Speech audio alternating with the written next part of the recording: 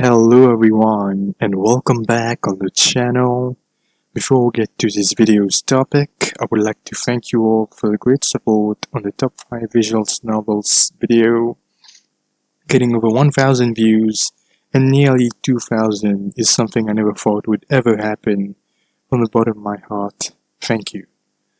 Of course, if you're enjoying the content or would like to suggest topics to cover, be sure to like, comment and subscribe and I'll consider it.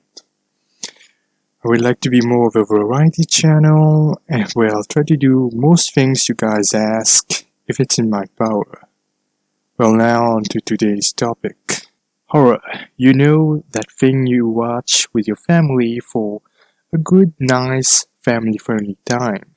Well, now you could say it's basically an exploitable genre to get a cheap scare out of people. Crap ton of movies come out that don't make much sense and are filled with jump scares left and right.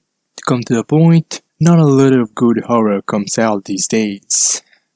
Now, what is good horror? Well, if you've seen this video, you're probably an avid fan of visual novels with these genres.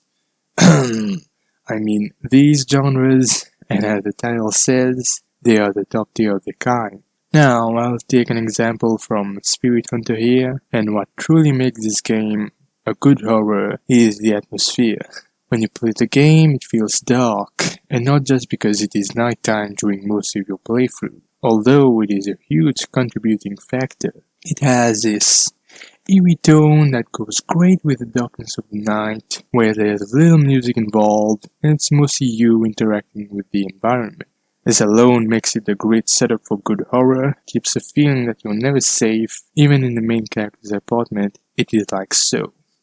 The fact that you also spend pretty much all your time with the main character, as far as deciding what to do at night, also helps maintaining this feeling. Moving on to Raging Loop, which is another great game which blends horror and mystery well. I would say it doesn't have the same level of atmosphere as Spirit Hunter here, but it's still very good. At some point in the game, you'll reach your first climax, and it will hit you unexpectedly and further deepen your experience from there on out.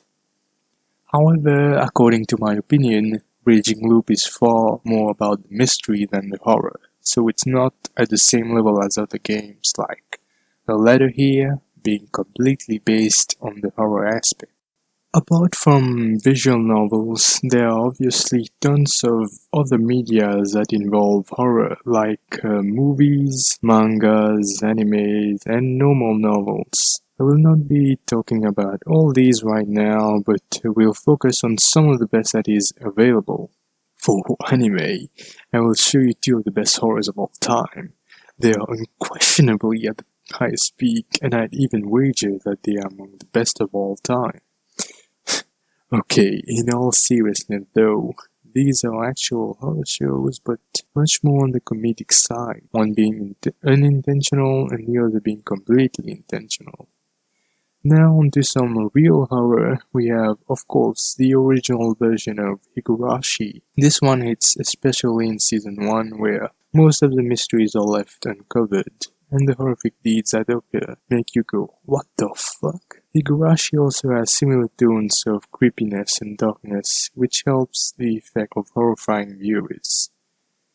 Horror movies are, well, very complicated to break down, especially since most good ones are comedies and parodies. But I think most of us can agree that even a few of the recent ones like A Quiet Place and Get Out are nice examples of good horror.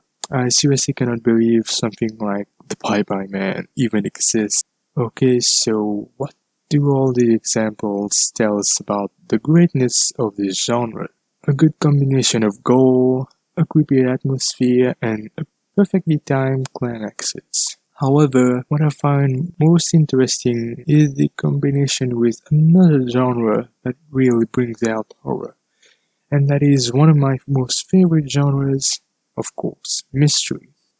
To create a perfectly tense atmosphere, there needs to be a good mystery to uncover during the protagonist's journey, and if you look closely, it is present in a lot of horror movies and other media, a few exceptions being The Exorcist and Joel, where the threat is quite obvious. Well, this will be the end of this video. Thank you for watching. Please subscribe and like if you enjoyed.